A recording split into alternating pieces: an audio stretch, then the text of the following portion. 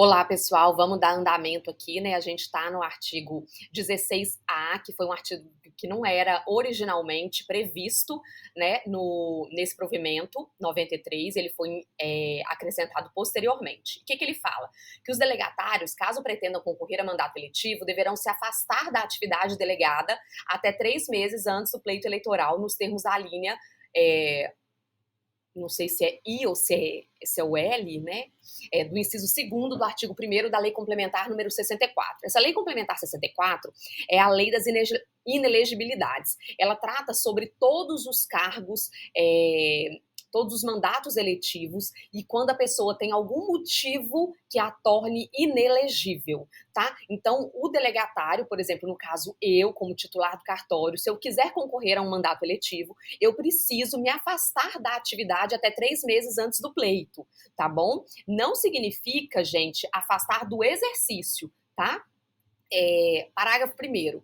Os interinos e os interventores, caso pretendam concorrer a mandato eletivo, deverão se desincompatibilizar até 3 meses antes do pleito eleitoral, sem direito à remuneração no respectivo período. Olha só, gente, aqui ele está falando especificamente sobre interino e interventor. A gente vai falar sobre essas duas figuras. No cartório de papagaios não existe interino nem interventor, porque se existe interino ou interventor, né, eu não estaria lá na figura de delegatária. Então, os interinos e os interventores, quando eles desincompatibilizam, né, que eles vão concorrer ao mandato eletivo, eles perdem direito à remuneração, tá bom? E aí, nesse caso, o juiz diretor do foro tem que nomear uma outra pessoa, um outro responsável interino para responder pela serventia. É o que está previsto, gente, no parágrafo 2º. O Corregedor-Geral de Justiça, ou o juiz diretor do foro, nos casos de desincompatibilização de interinos ou interventores, designará por meio de portaria, novo responsável interino para responder pela serventia, porque senão vai ficar sem ninguém. Artigo 16b. O notário ou registrador deverá se afastar do exercício do serviço público delegado, conforme previsto no parágrafo 2º do artigo 25 da Lei 8935, né, a Lei dos Cartórios. Desde quando? A partir de qual momento que tem que se afastar do exercício? Desde a diplomação, na hipótese de mandato eletivo. Então, vamos supor, eu quero concorrer ao cargo de vereador. 3 meses antes da eleição, eu preciso me desincompatibilizar. E no ato da minha diplomação, ou seja, quando começar o mandato, aí sim eu não posso mais exercer o serviço público delegado. E quem vai assumir, né, quem vai ficar à frente do cartório nesse momento é o escrevente substituto. Nos demais casos, sem ser de mandato eletivo, né, em que aconteça algum tipo de afastamento do exercício público, o notário registrador, eles precisam se afastar do exercício a partir da posse, tá? Cadê? Isso, parágrafo 1º. Quando do afastamento do delegatário para o exercício do mandato eletivo, a atividade será conduzida pelo escrevente substituto, ok? O notário ou registrador que exercerem mandato eletivo terão o direito à percepção integral dos emolumentos gerados em decorrência da atividade notarial ou registral que ele foi delegada. Ou seja, mesmo estando exercendo um mandato eletivo, o notário registrador continua recebendo os emolumentos da atividade, tá bom? Do cartório, tá? Gente, vamos facilitar. Tá vendo, gente, que aqui existem dispositivos que já foram alterados, todos esses que estão riscados, eu sei que isso é muito óbvio para quem é formado em direito, mas para quem não tem formação jurídica, isso aqui fica confuso. É porque, gente, antes tinha uma outra previsão. Aí vem uma legislação, né, um provimento, nesse caso, e alterou o conteúdo. Ou renumerou, entendeu? Então aí ele fica riscado, por quê? Pra gente saber que é a antiga forma que previa, tá bom? Mas eles já não têm mais validade, esses que estão riscados, ok? Vamos lá. Opa, desculpa, pulei aqui demais. Vamos começar, gente, o artigo 17, né, dos direitos e deveres. Os tabeliães e oficiais de registro gozam de independência no exercício de suas atribuições, têm direito à percepção dos emolumentos integrais pelos atos praticados na serventia e só perderão a delegação nas hipóteses previstas em lei. Então, gente, que essa goza de independência é na gestão do cartório, tá bom? Tem direito à percepção dos emolumentos integrais, ou seja, todo o valor que entra no cartório é do tabelião e ele que vai administrar a serventia, né? e só perde a delegação nas hipóteses previstas em lei, tá? Artigo 18. São direitos dos tabeliães e dos oficiais de registro exercer opção nos casos de desmembramento ou desdobramento da serventia. Vamos supor, gente, se aqui em Papagaios se tornasse uma comarca, então nós teríamos aqui novos cartórios e aí na verdade, aqui eu não poderia, tá? Desculpa. Porque quando tem vamos supor que tenha mais de um cartório, a pessoa esteja acumulando algum cartório. Porque aqui, gente, como é RCPN Notas, a atribuição agregada que é o Notas. Então, se por acaso aqui se tornasse comarca, eu ficaria responsável só pelo cartório de RCPN, que é o meu originalmente. O cartório de Notas é que eu exerço além da minha atribuição já anteriormente prevista, tá bom? Então, mas o direito, vamos supor, se tem um cartório de imóveis, um só de imóveis, e vai ser criado mais um, então aí sim teria direito à opção. Se não me engano, esse é um exemplo, tá? Inciso segundo, organizar associações ou sindicatos de classe e deles participar, tá bom? Qualquer organização e sindicato relativa às atividades. Então, para fins do disposto neste artigo, considerar-se-á o desmembramento é quando ocorrer a divisão da comarca e a criação de nova serventia. Então, divisão dentro da comarca e criando uma nova. Desdobramento, quando ocorre a criação de nova serventia da mesma espécie na mesma comarca. É o exemplo que eu dei do um cartório de imóveis dividindo, ou RCPN dividindo, né, na mesma comarca, ou quando há uma divisão da própria comarca. Vamos supor, gente, que comarca, aqui nós temos a Pitangui, que é responsável por Pitangui, por Papagaios, aqui, ó, pensei num exemplo. Tá vendo, gente? Que é realmente sem preparação. Eu não penso previamente nos exemplos, porque eu nem leio antes de gravar para vocês. Então, vamos lá.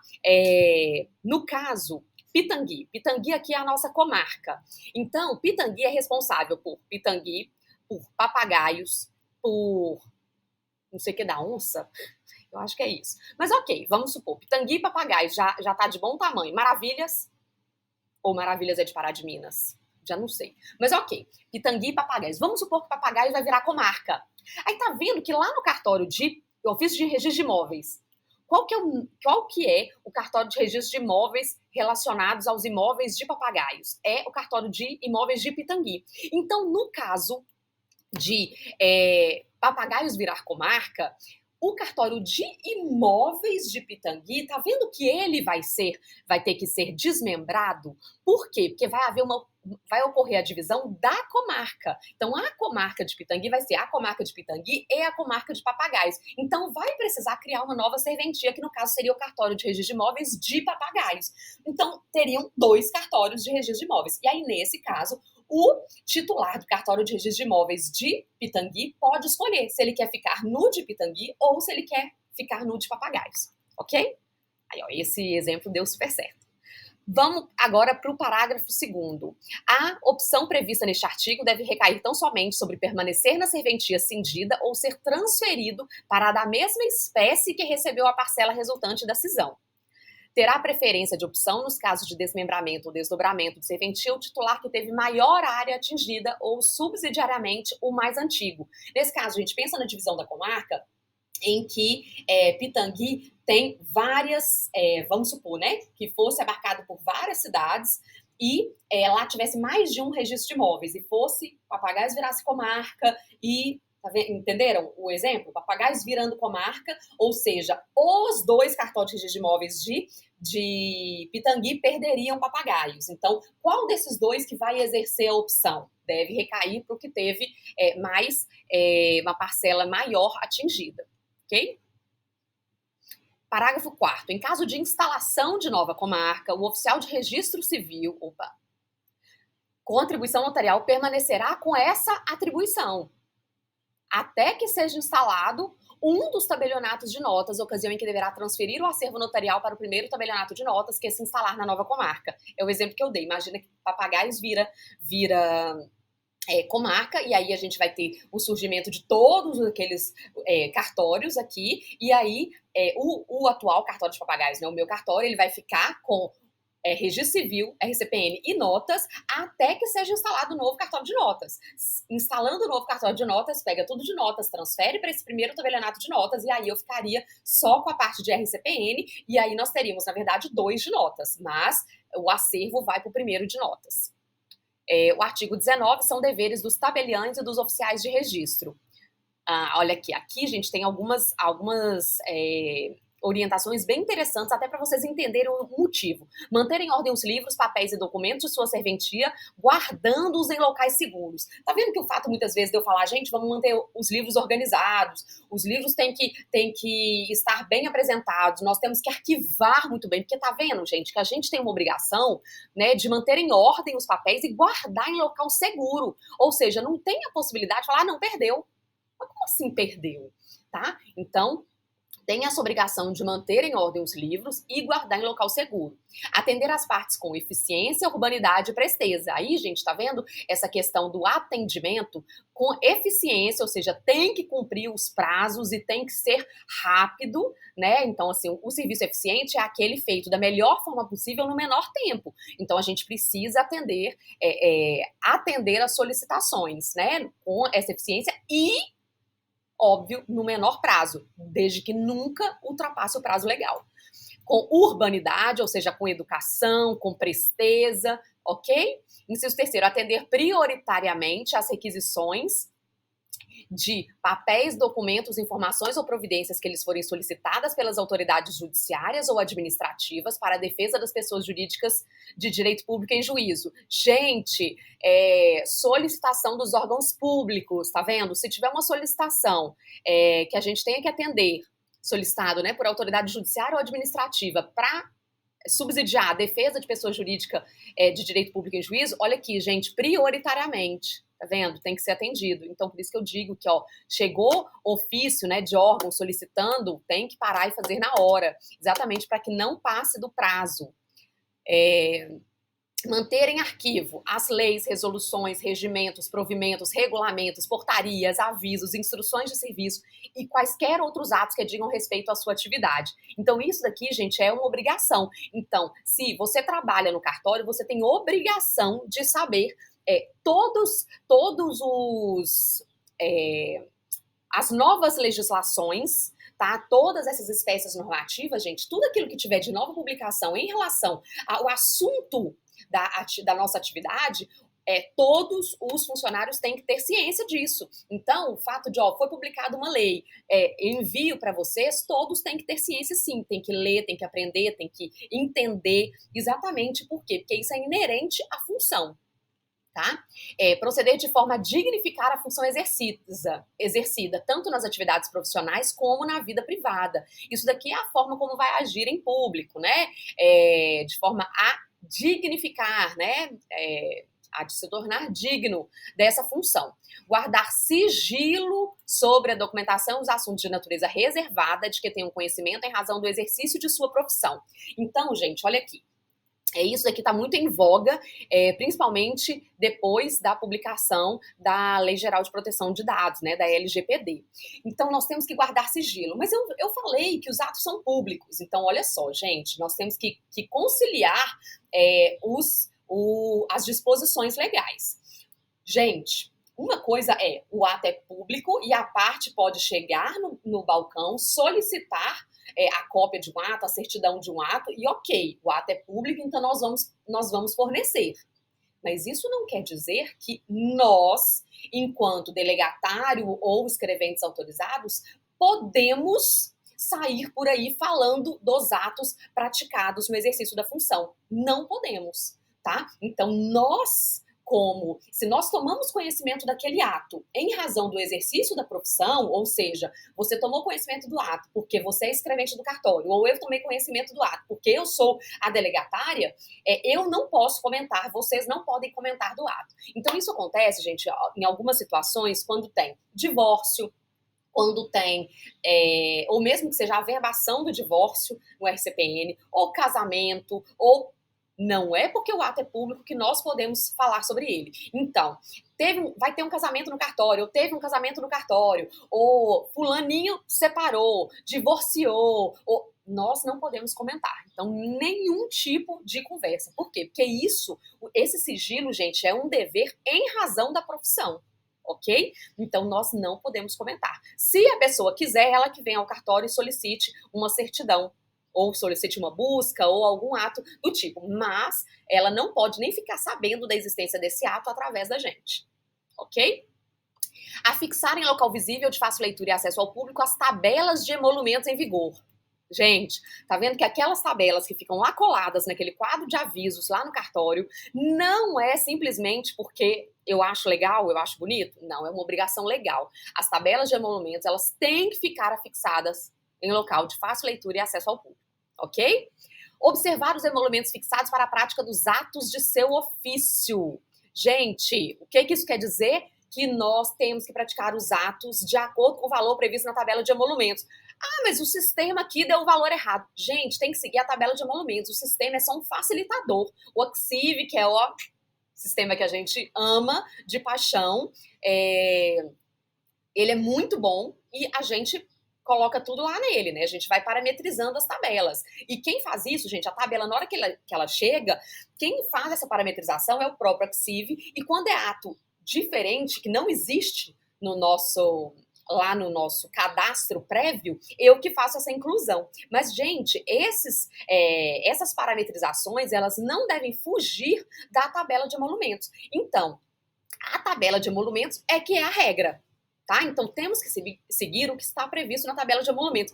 Teve dúvida da forma como o sistema está puxando? Tem que se recorrer lá da tabela de emolumentos. Então, tem que abrir a tabela, tem que olhar lá, tem que entender como que a tabela é feita, tá? E isso, gente, é extremamente útil. Isso vai facilitar a vida de vocês, que vocês nem imaginam como, tá? E eu tô falando por experiência própria. Quando eu assumi o cartório, eu também não entendia nada, não entendia bulhufas daquela tabela.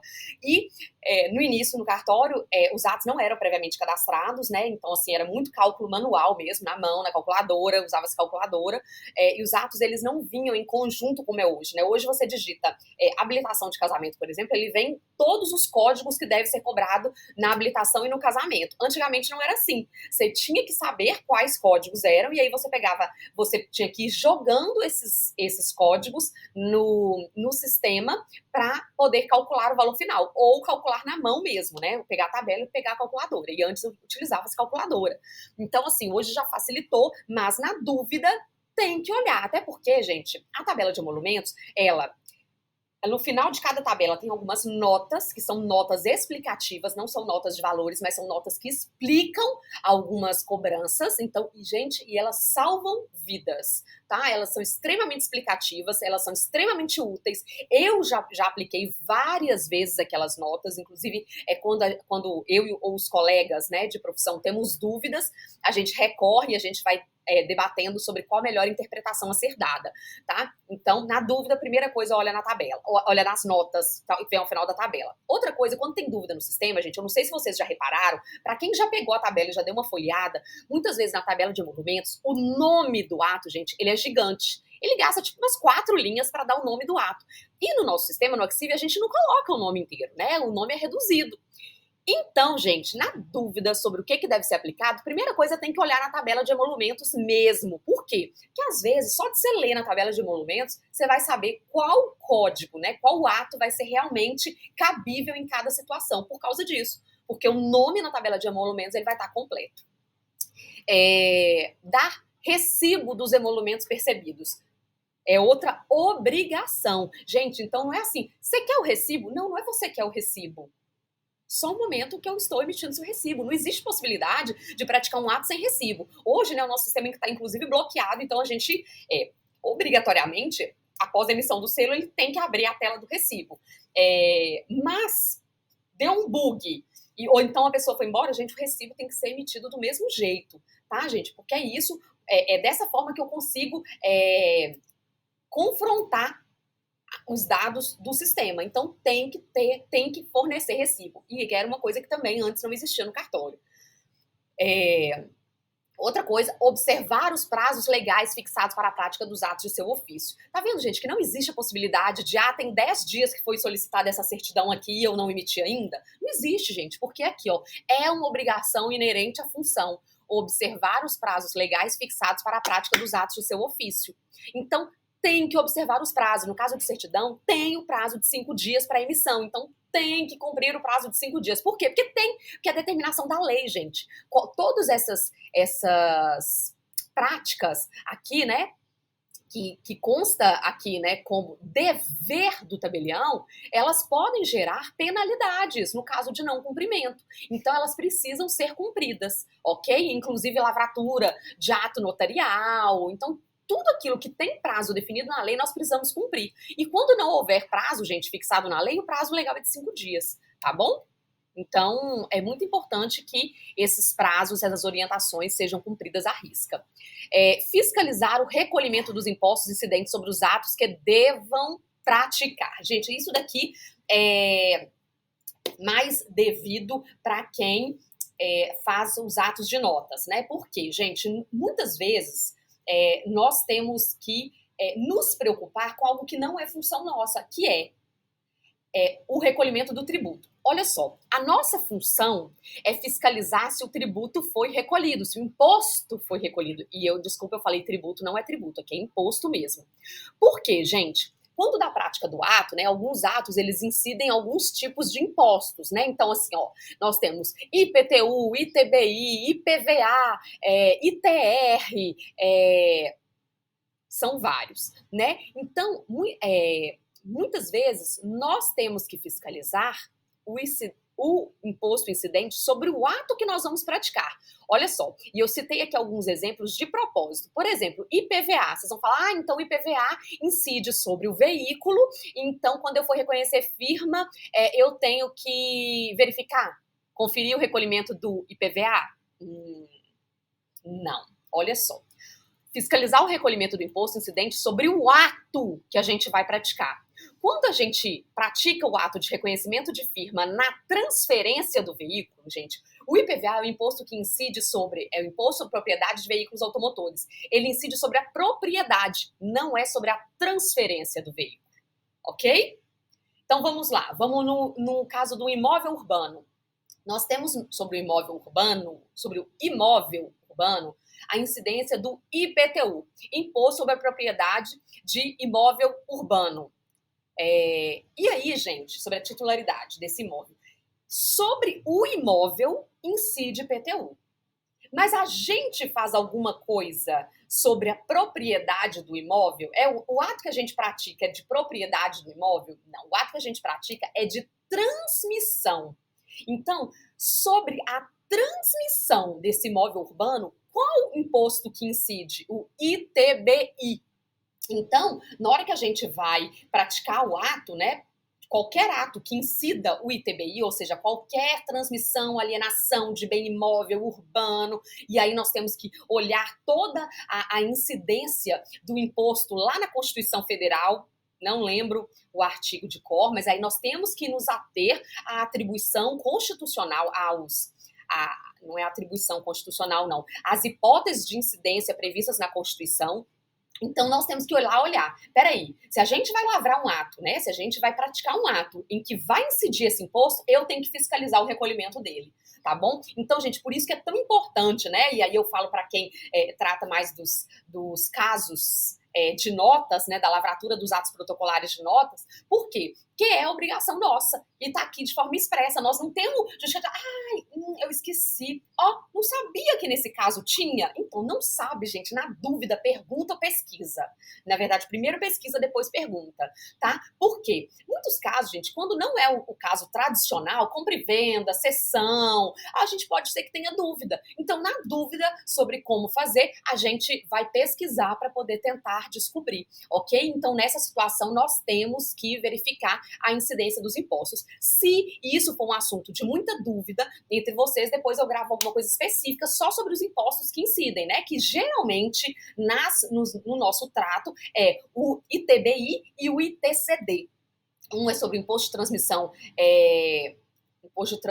de imóveis urbanos, o outro é o imposto de transmissão dos imóveis. Desculpa, gente. ITBI é o imposto de transmissão de bens imóveis e ITCD, imposto de transmissão causa mortes e doação, quando há algum tipo de transmissão gratuita ou quando há morte. Então, vai incidir ITCD. E aí, a gente tem as formas desses comprovantes, né? Para quem está mais na prática, o ITBI a gente vai pegar o boleto na prefeitura, vai passar para a parte vai pagar, é um boleto municipal, é um imposto municipal, já o ITCD é um imposto estadual, e aí, a gente vai ter algumas coisinhas em relação à competência aí, porque o imposto é estadual do local do imóvel, mas no caso de morte a gente tem alguns outros detalhes, ok? E aí nós precisamos realmente ter a exata compreensão de quais impostos incidem em qual ato notarial para que a gente se resguarde quanto a esse recolhimento dos impostos, porque nós temos uma obrigação legal quanto a isso. Facilitar por todos os meios o acesso à documentação existente pelas pessoas legalmente habilitadas, tá? Acesso à documentação existente pelas pessoas legalmente habilitadas através de certidão ou através de... Não, nem é caso de busca, é através de certidão mesmo, né? Que nós vamos fornecer, né, essa documentação. Encaminhar ao juiz de direito com jurisdição em registros públicos as dúvidas levantadas pelos interessados, obedecida a sistemática processual fixada pela legislação respectiva. Aqui, gente, a gente não tem juiz com competência em registros públicos na comarca de Pitangui. Hoje, quem acaba fazendo essa função é a juíza diretora do foro, mas caso necessário, se precisar de submeter alguma coisa ao juiz, vai atuar também o juiz da comarca de Pitangui. Observar as normas técnicas estabelecidas pela Corregedoria Geral de Justiça e pelo diretor do foro. Eventualmente, gente, o diretor do foro ele pode expedir alguma norma, alguma portaria, com alguma espécie normativa, ele pode expedir algumas orientações. Então, por exemplo, antes, todas as habilitações de casamento elas tinham que ser enviadas para o Ministério Público. Aí, a juíza diretora do foro anterior, né, há um tempo atrás, há pouco tempo atrás, viu, gente, isso. Ela expediu uma orientação falando que não precisava mais mandar as habilitações de casamento para o Ministério Público manifestar. Que, se não fosse caso de casamento de menor de idade, não precisava mais mandar. Foi uma orientação que ela mandou e aí passou-se a seguir dessa forma, ok? Então, é só um exemplo. Aí, gente, aqui no parágrafo 1º, em caso de dúvida quanto à incapacidade do tabelião ou oficial de registro para o exercício da atividade, caberá ao diretor do foro a adoção de providências para a realização de perícia médica aqui no órgão, no GERSAT do TJMG. Caso o tabelião oficial de registro recuse a perícia, aplicar-se ao disposto nos artigos do Código Civil, ok? Então, isso daqui é muito específico. Artigo 20. Constitui grave inobservância aos deveres dos tabeliães e dos oficiais de registro a ausência reiterada de recolhimento da TFJ ao Tribunal de Justiça. Gente, eu não sei se vocês se recordam do valor que o cliente paga no cartório, o que é formado por cada coisa. Vou fazer um desenho, então, aqui para vocês. Tá bom? Vou dar uma paradinha aqui e vou voltar para a gente... Pessoal, vamos lá. Quando o cliente paga alguma coisa no cartório, esse valor que ele paga, esse valor que a gente cobra dele, ele é formado por várias coisas, tá? Ele é formado pelos emolumentos, tá? Aí, além dos emolumentos, ele é formado também pelo ISSQN. E além do ISSQN, ele é formado pela TFJ. Tá, gente? Esses emolumentos aqui, eu vou chamar ele de emolumentos brutos. Tá? E você sempre tem que ter essa noção de que aqui são os emolumentos brutos. Então, o valor que o cliente paga, ele é formado por todas essas coisas. E aí eu vou explicar para vocês do que se trata cada uma dessas coisas aqui. Esses emolumentos brutos, gente, eles são formados por dois valores, pelos emolumentos líquidos mais recomp. O que é isso, gente? Gente, emolumentos líquidos é o que efetivamente sobra para que eu possa administrar o cartório, para que eu possa gerir o cartório, tá? São os emolumentos líquidos. Esse recomp, gente, ele é um valor que é pago por todos os cartórios referentes aos atos praticados de forma onerosa. Então, todos os atos em que o cliente paga alguma coisa, nós temos que recolher 5,66% desse valor pago pelo cliente. Ele é recolhido para fins de recomp. O que é isso, gente?